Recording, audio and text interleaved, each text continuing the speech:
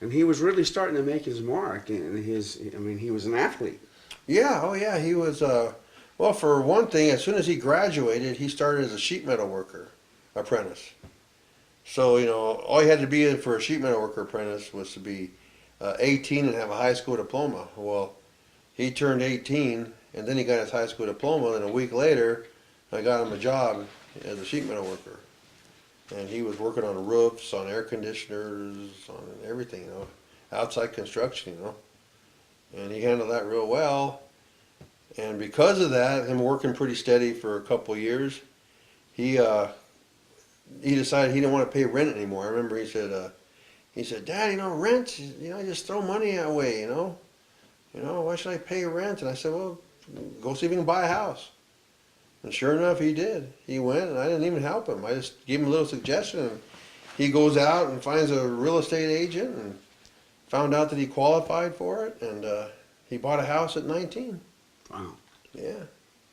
Yeah, I thought it was great, but, I was real proud of him, but it ended up not being so good. It was the opposite of what I thought. Because, he had some, substance abuse problems, when he was in his teens.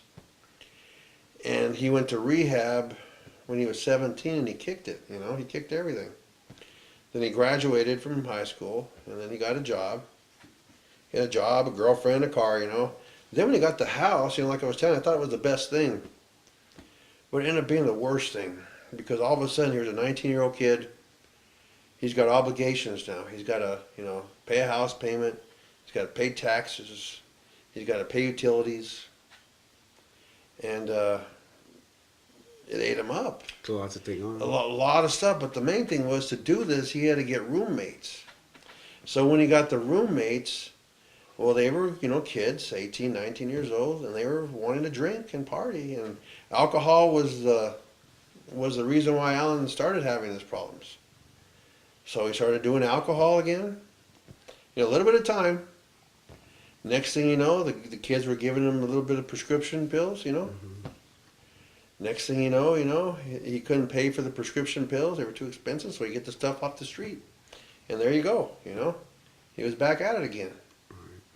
So sometimes, you think that that it's a good thing to accomplish something, but yet it's the worst thing.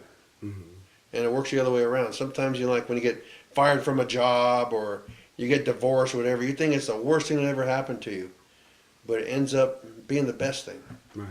Right. So that's the way it was with Alan. Anyway, when he died, he still owned that house.